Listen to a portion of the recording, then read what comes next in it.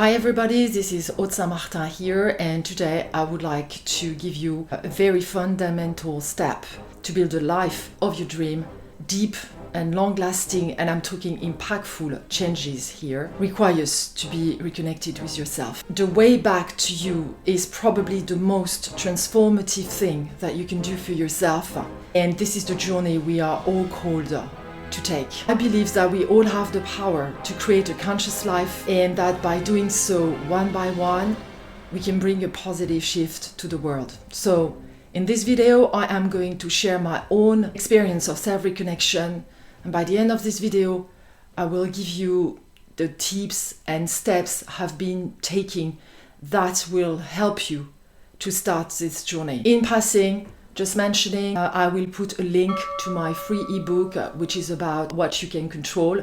And this is a few steps on the way to empowering yourself. I was brought up in a family with quite a toxic dynamic. One of my parents was a narcissist and the other very codependent, which is quite a typical dynamic. I was myself a codependent because here's the thing. As a child, you absorb the family templates you are brought up in. Up until the age of 7, you're mainly functioning in theta brainwave, and you just acquire and absorb your environment. I will give you an anecdote. I spent a lot of time horse riding, and I went into an adventure in Patagonia, into the wild with horses. It's actually part of my experience of self-reconnection, so I will talk about it also in this video. Anyway, as we were riding into the wild at night, we needed to attach our horses. So what they do in Argentina, where I was, they have this long rope they attach to the head thing that you put on the horses, and you attach it to a big rock, to a tree, and the horses in Argentina have absolutely no problem with that. In Europe, you just don't do that. When we came back to Patagonia, I was with one of the mare, and she had a young foal.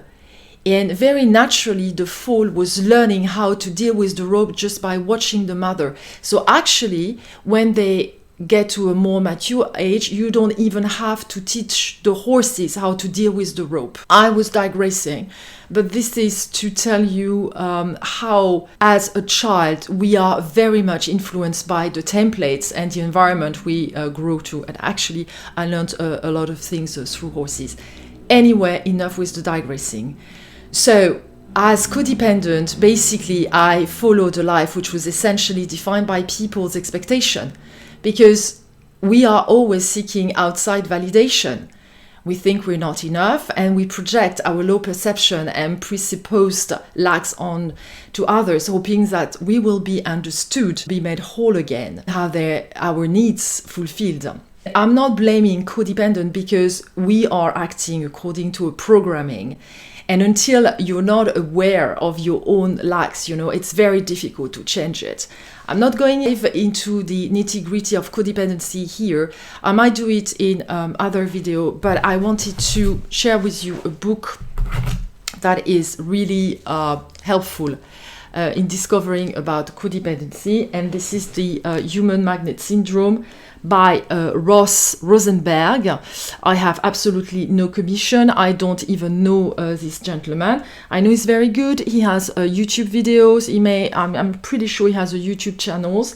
And this is about emotional manipulators, codependent and dysfunctional relationship, what we love people who hurt us, blah, blah, blah. It's not such a big book. It's very, very understandable and technical at the same time because it is written from a psychiatric point of view. Once you understand the dynamics, you put yourself into it, it's of course much easier to get out of it. Anyway, I went into law, I multiplied the PhDs, I studied a lot, and I was what you could call a high achiever, trying to prove myself. As a lawyer, I was over-invested into my clients, their emotion, their psychology, and I quickly had cases with very high-profile clients and famous companies, multinational, national, from finance, design, robotics, and so on and so forth.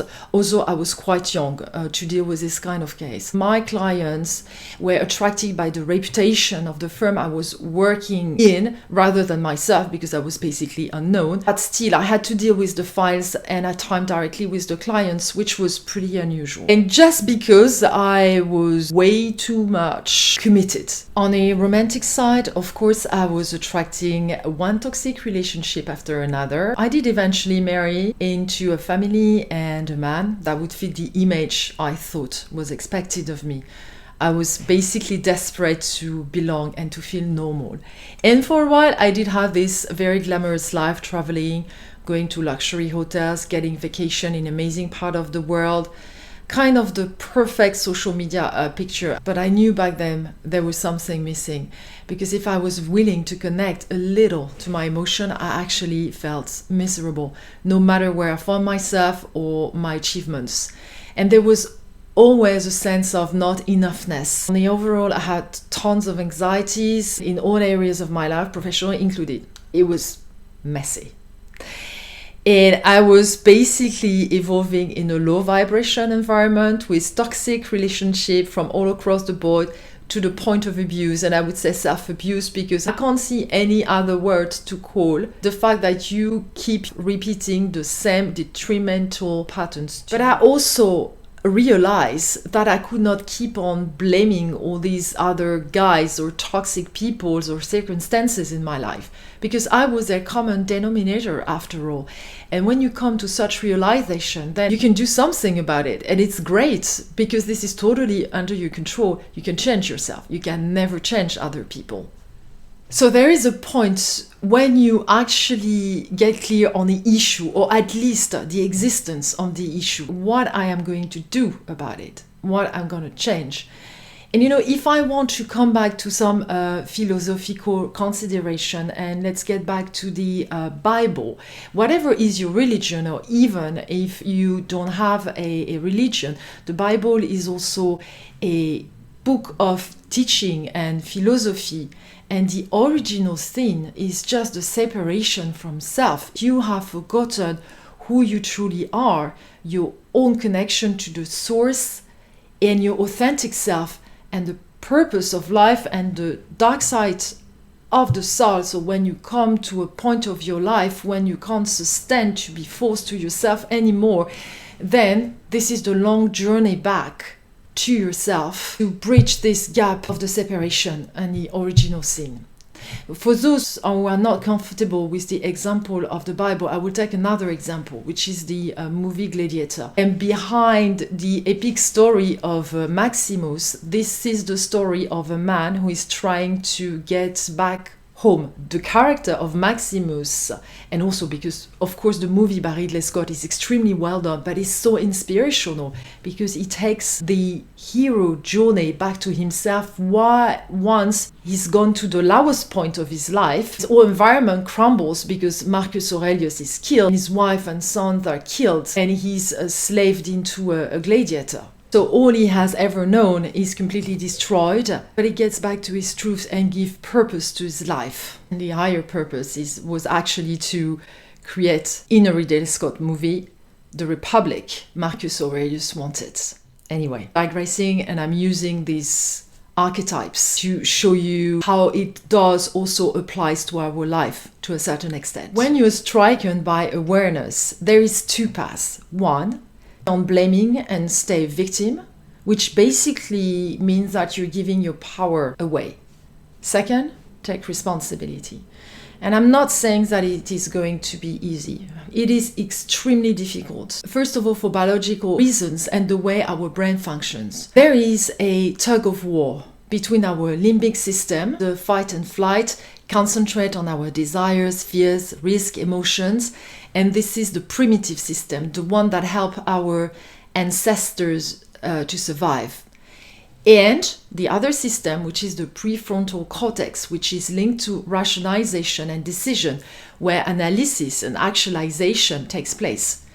And basically, you have to deprogram yourself from reacting to certain triggers and operating too often from the limbic system to move more often to the prefrontal cortex. And they're always as I said, in tug of wars with each other. It can be useful to say when you have an emotional reaction, just tell yourself, okay, I am operating from my limbic system. And I know it might sound a little bit weird, but how can I get more into my prefrontal cortex? The more you change your habits, the more you're willing to learn new things, the more you will be in charge. But it's not going to happen overnight. Second, changes are difficult also for emotional reasons. Because when you change, you will need to die to yourself. You're not that person that everybody else knew how to deal with in a certain way. And people will walk away from you. You will have to stand up for yourself. You will have to take criticism. You will have to resist to pressure from people who are your very environment. And this is extremely hard. And this takes courage, and it can be disheartening because this is what happened first as a reward for your change. But overall, it's okay because the people who are meant to stay in your life will stay in your life. They will need a time of adaptation, of course, to deal with the new you, and the ones that cannot cope with this new version of you, this will go. And it might be a bit difficult at the beginning. This is the way also to transformation. There is always an event that triggers the path to change in your life, and it's not that everything is going to happen from one day to the other, but there's always calling to your own authenticity.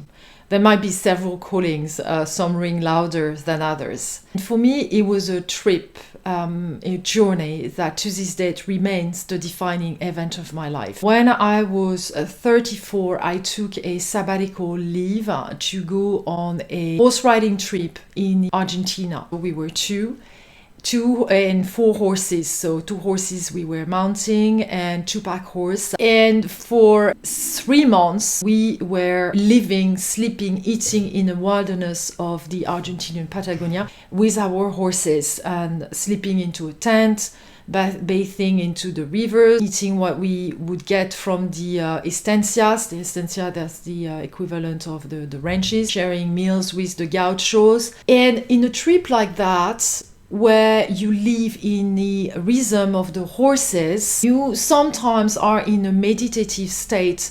You're surrounded by spectacular nature. You don't have the constant attack from marketing, from all the buzz that is going around us in this life. And it is very much a time where you can get back to yourself, and it is very transformative.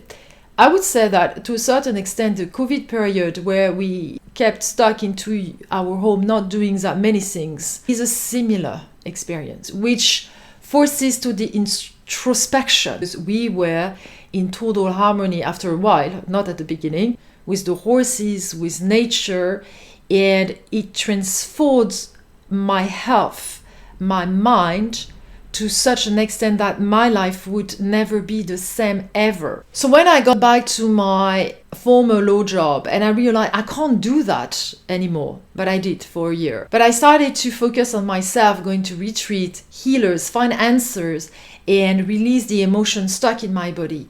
And because I was a very analytical person and very much in control of myself and of my life, I wanted to learn how to do it myself, and I trained as a kinesiologist. And I was doing all this healing work, releasing all these blocks and opening my intuition and connecting to my energy. And what I learned is, in a nutshell, energy work. It can not only help with reconnection, but speed up the process by removing emotional blockage, which can sometimes be created after experiencing a trauma. We all have blockages inside that create kind of a frozen state, containing us to react to the same triggers or repeat identical patterns. If you can see yourself repeating some form of detrimental patterns despite your willpower, chances are there is an emotional blockage here. Emotional blockage arise during our life. They may result from a major trauma, such as the death of a loved one, or a very mountain one, like when we were 3, our door got broken or something like that. There was an emotion that was created at some point for whatever reason, and was not processed properly, and then it gets stuck somewhere in a body, in a physical body, or in your energy fields. It can also be the results of a long-standing programming as a child. For example, when you've been brought up by a narcissist or an alcoholic parent, And it's pretty difficult to remember or even to realize they exist. And this is why energy work comes in, to let go of these blockages and help the energy flow again. And I've seen truly amazing transformation just after the release of one major emotional blockage. And sometimes it may take a little bit longer. It really depends from the person. It's very individual. Practice self-development. The only constant in life is its ever-changing nature. Either you evolve and keep learning and move forward with life, or either you don't and you go backwards.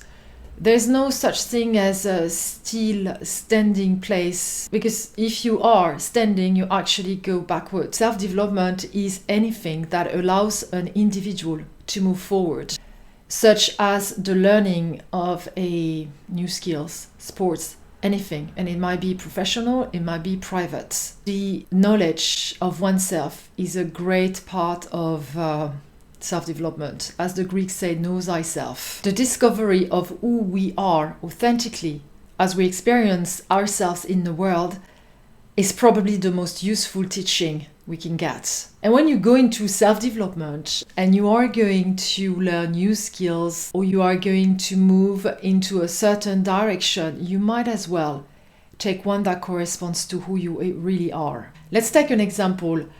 It's actually a work where I like to take my clients, and it is about knowing your values. Values are really, really important and very particular to each individual. They're like a blueprint. There are not two people with identical value in the world. You may have similar values, complementary or supportive ones, and ideally you want to share your life or be surrounding in your professional organization or at home with people whose values are supportive of yours. Otherwise it can become a little bit complicated in the long run. There's a whole process to discover what your values are. If your life is not aligned to your values, then you deny a part of yourself. You will live in resistance to yourself. You may be complying with somebody else's expectations, but you will be in treason of the core of your being. This is a very difficult place to be and to live. In a nutshell, the purpose of self-development is basically to live the fullest expression of where you could be. It's meditation or mindfulness practices.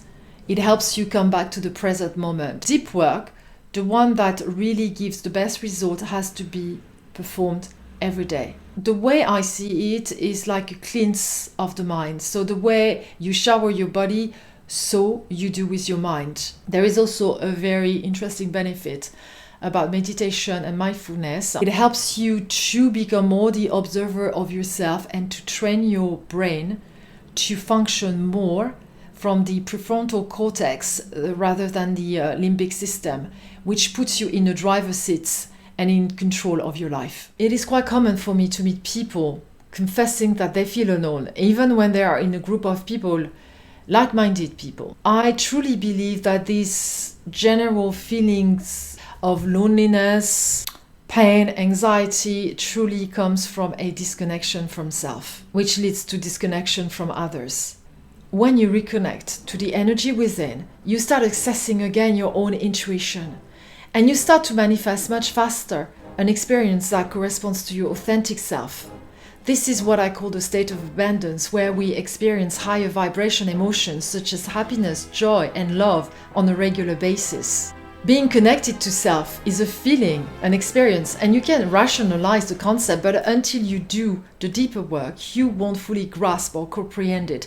Yes, some people are very connected to themselves, but I don't think it's the majority.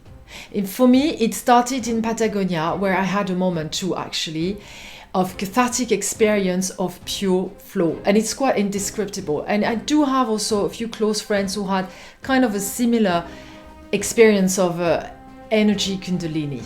The greatest gift you can bring to the world is your authentic expression.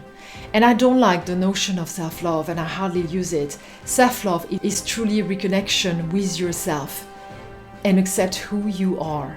And in life, we can achieve pretty much what we want, and we can do that through hard work, which I have been guilty to do most of my life. Or you can do it from a place of self-connection and authenticity and just go with the flow. I hope you like this video. Please leave a comment. Tell me about your experience of self-connection. Tell me also if you want me to go deeper in any of the subject and anything I can help you with. Thank you for watching. Until next time, stay connected and attractive. Bye.